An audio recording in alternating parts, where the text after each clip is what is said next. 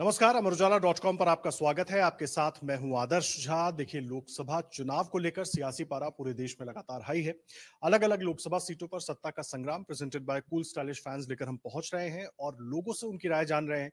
इसी कड़ी में छात्रों से भी बात करते हैं कि उनको क्या लगता है, जो चुनावी वादे दावे अलग अलग पार्टियां युवाओं को लेकर करती हैं, चाहे उनके रोजगार के लिए हो, उनके जॉब्स के लिए हो, और तमाम जो युवाओं के मुद्दे जो उठाए जाते हैं उनको लेकर कितना काम हुआ है और क्या उम्मीद वो कर रहे हैं कि भविष्य में और क्या चीजें बेहतर होनी चाहिए, बदलाव होना चाहिए। साथ ही साथ जिस जगह पर वो रहते हैं या जहां पर के वोटर हैं, वो ज्यादातर फर्स्ट टाइम वोटर्स होंगे, तो वो क्या सोचकर किन मुद्दों पर वोट डालने वाले हैं, वो बात करते हैं। और इसी कड़ी में हम पहुंचे हुए हैं लेक सिटी में, उदयपुर में इस वक्त मौजूद हैं। बहुत खूबसूरत शहर है राजस्थान का, और यहाँ पर तमाम लोगों से तो हमने बात की, सुबह चाय पर चर्चा की, लेकिन इस वक्त आप देख रहे हैं मेरे साथ बहुत सारे छात्र मौजूद हैं यहाँ पर। अलग अलग स्ट्रीम से हैं, कोई फैशन डिजाइनिंग कर रहा है, कोई मास कम्युनिकेशन कर रहा है। मतलब तमाम चीजों को ये लोग बहुत करीब से देखते हैं, समझते हैं, और आजकल के युवा हैं सोशल मीडिया के जरिए भी अपडेटेड रहते हैं। तो इनसे जानेंगे इनको क्या लगता है कि जो यूथ को लेकर बात होती है, पॉलिटिकल पार्टीज दावे करती हैं, अब चुनाव का टाइम है, फिर एक बार वादे हो रहे हैं कि हम ये बेहतर कर देंगे, वो बेहतर कर देंगे। इनको क्या लगता है, क्या चीजें बेहतर होनी चाहिए, और अभी जो चीजें हैं उनको ये कहाँ तक आते हैं, यही समझने की कोशिश करेंगे। इन सबसे बात करेंगे। आप सबका बहुत स्वागत है अमर उजाला.com पर। आपका नाम? सरिता चौधरी। सरिता, आप पहले तो मुझे एक बार आप लोग सब लोग बता दीजिए, आप लोग इस बार पहले वोट डाल चुके हैं, इस बार पहली बार वोट डालने वाले हैं? ज्यादातर लोग पहली बार वोट डालेंगे। आप डाल चुके हैं, चलिए वेरी गुड। तो अब जब चुनाव होने वाले हैं, आप लोग टीवी भी देखते हैं, सोशल मीडिया भी देखते हैं, बाइट्स आती हैं, वीडियोस आते हैं कि युवाओं के लिए ये करेंगे, यूथ के लिए ये करेंगे। तो क्या लगता है, मतलब काम हुआ है यूथ के डेवलपमेंट के लिए, उनकी जॉब्स के लिए, उनके एजुकेशन के लिए? मैं पहले तो बता देती हूँ कि मैं इतना न्यूज़ पे इतना पढ़ती नहीं हूँ, लेकिन मुझे पर्सनली थोड़ा बहुत ऐसे लगता है कि सिर्फ वादे ही किए जाते हैं। हाँ, अगर थोड़ा बहुत देखें तो लगता है कि हाँ, यूथ के लिए अभी कुछ पास्ट फ्यू डेज़ में किया गया है और मुझे ऐसा लगता है कि वो थोड़ा और करना चाहिए।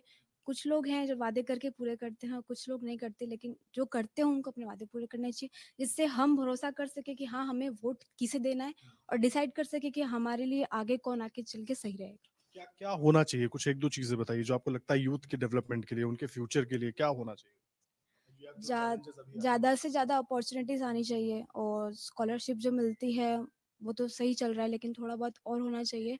और यूँ है कि जैसे ज़्यादा प्रोफ़ेशनल्स स्कोप में है ना, थोड़ा गवर्नमेंट में भी वैकेंसीज़ और सब कुछ होनी चाहिए, जिससे हमारे पेरेंट्स सिक्योर फ़ील करें कि हमारे बच्चे के पास प्रोफ़ेशनल स्कोप में भी गवर्नमेंट जॉब है। गवर्नमेंट जॉब की बात करें, देखिए गवर्नमेंट जॉब को लेकर तो बहुत सारी चर्चाएं होती है, उस पर भी और तमाम बच्चों से भी बात करेंगे। क्या नाम है आपका? दिव्या काबरा। दिव्या, मुझे ये बताइए, इनकी बात भी आपने सुनी, यूथ को लेकर क्या चैलेंजेस? आप तो पहले भी वोट डाल चुके हैं, बहुत सारी चीजें आप देख भी रही हैं, चीजें बदल भी रही हैं और बहुत सी चीजें वहीं अटकी हुई हैं। तो क्या लगता है यूथ के लिए, और क्योंकि आप सब ज्यादातर छात्राएं हैं, तो अपने हिसाब से भी बताइए कि क्या चीजें और बेहतर होनी चाहिए या बदलाव होना चाहिए? सेम मैं भी कुछ ज़्यादा पढ़ती नहीं हूँ इन सब चीज़ों को लेकर, बट मैं पर्सनली बहुत ज़्यादा इंक्लाइंड हूँ बीजेपी की तरफ। तो मुझे लगता है कि बीजेपी ने काफ़ी कुछ किया है, but still personally as a girl और एज अ फीमेल मुझे नहीं लगता इतना कुछ ज़्यादा हुआ है इन एजुकेशन सिस्टम। तो इट्स लाइक ओवरऑल बहुत कुछ हुआ है बीजेपी के थ्रू, बट एजुकेशन में उनका थोड़ा सा मेरे को रोल कम लगा। उनका जो योगदान था वो मुझे कम लगा, क्योंकि वही पुरानी चीज़ें होती है आज भी। वही नीट के लिए इतने सारे एप्लीकेशंस होते हैं, पर हो नहीं पाता किसी का इतना ज़्यादा। बहुत कम चांसेस होते हैं। सिर्फ नीट ही नहीं, ऐसी बहुत सारी चीज़ें होती है, बहुत सारे कंपटीशन एग्जाम्स होते हैं। और मेन जो चीज़ जो प्रॉब्लम करती है वो जनरल वालों को करती है, क्योंकि एससी और एसटी के लिए बहुत सारे रिजर्वेशंस होते हैं, जबकि उनको ज़रूरत भी नहीं होती है। सिर्फ सर्टिफिकेट मिल जाता है एससी एसटी का और वो लोग को सीट रिजर्व हो जाती है उनकी। जहाँ वो लोग 60 पे उनको सीट मिल जाती है, वहाँ 95 वालों को भी नहीं मिलती है। तो ये चीज़ है कि ये चीज़ अगर थोड़ी सुधर जाए तो ज़्यादा बेटर है, क्योंकि जनरल वालों को फिर बहुत ज़्यादा प्रॉब्लम होती है। फिर चाहे वो लड़की हो या लड़का, इट डजंट मैटर। तो ये चीज़ है। आप लोग उदयपुर में रहते हैं, यहाँ पर अगर सेफ्टी के हिसाब से बात करें, क्योंकि घर वाले सबसे ज्यादा चिंता लड़कियों की करते हैं, स्पेशली क्योंकि आप लोग स्टूडेंट्स हैं, तो आना, कॉलेज जाना, कोचिंग ट्यूशन वगैरह सब कुछ होता है।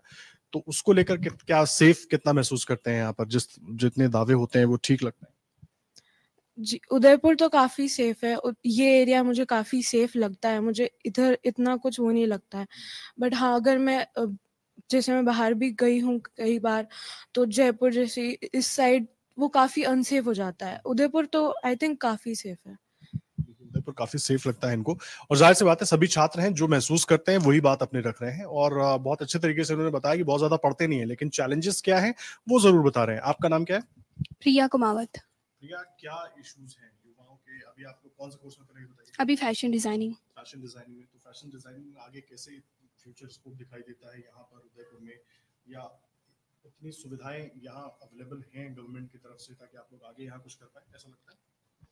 नहीं, बाकी फील्ड में ज़्यादा यहाँ पे अवेलेबल है, फैशन डिजाइनिंग में बहुत कम है उदयपुर में, बाकी कंपेयर करें तो दूसरे में उदयपुर में कम है। तो और क्या लगता है, क्या यूथ के लिए क्या होना चाहिए, क्योंकि आप फैशन डिजाइनिंग में, आपके घर में और भी लोग होंगे, अलग अलग स्ट्रीम में पढ़ रहे होंगे, क्या चीजें चेंज होनी चाहिए, कैसे महसूस करते हैं आप लोग कि ये बदलना चाहिए तो शायद आगे चीजें ठीक हो? कुछ सोचा है क्या इस बारे में? यहाँ कॉलेजेस कम है फैशन डिजाइनिंग के, तो मेरे को ऐसा लगता है कि थोड़ी और होना चाहिए, कॉलेजेस और बढ़ने चाहिए। स्पेशली उन स्ट्रीम्स में जिसमें खुद आप पढ़ाई लिखाई करके आगे हाँ हाँ। एक तरीके से स्किल डेवलपमेंट बहुत इंपॉर्टेंट है, उसमें फैशन डिजाइनिंग भी इसका एक बहुत बड़ा पार्ट है, पूरी की पूरी इंडस्ट्री है। अगर उस तरह के बच्चों को आगे बढ़ने के लिए उसमें मौका दिया जाए या वैसी चीजें अवेलेबल हो तो शायद वो और बेहतर कर पाएंगे, और उदयपुर जैसे शहर में भी रहकर अपना नाम पूरी दुनिया में, देश दुनिया में रोशन कर पाएंगे। ये बड़ा अहम है। आपका नाम बताइए मुझे। मेरा नाम है अंजलि शर्मा, मैं जर्नलिज्म और मास कॉम की स्टूडेंट हूँ। आप तो जर्नलिज्म की स्टूडेंट है, बहुत सारे सवाल होने वाले हैं आपसे। क्या लगता है, उदयपुर में आप रहते हैं, पॉलिटिकल सिनेरियो भी देखते सुनते हैं, क्या मैं पहले डेवलपमेंट बताइए, उदयपुर कितना बदलता हुआ दिखता है? बाहर भी शहरों में जाते होंगे, वहां के मुकाबले यहाँ पे बहुत ज्यादा डेवलपमेंट हुआ है पहले से, क्योंकि यहाँ पे लोग ज्यादा जानकार हो गए हैं, लोग अपने खुद के फैसले लेना चाहते हैं, और जिससे गवर्नमेंट खुद के सवाल और जवाब लोगों से पूछते हैं, और जिससे उनके हिसाब से उनका डेवलपमेंट होता है। आप लोग जर्नलिज्म के स्टूडेंट्स हैं, खबरें भी देखते हैं, खबरें लिखते भी हैं, अलग अलग जगहों पर इंटर्नशिप भी करते हैं और खुद कोर्सेज भी कर रहे हैं, तो सोसाइटी में जिस तरह की बातें चलती हैं, अब इलेक्शन का टाइम है, तो कितना समझ में आता है, क्या लगता है कि इलेक्शन में एक पार्टी बात कर रही है, कुछ दूसरी पार्टी बात कर रही है, कुछ क्या हो सकता है, किसको होना चाहिए, कौन बेहतर हो सकता है?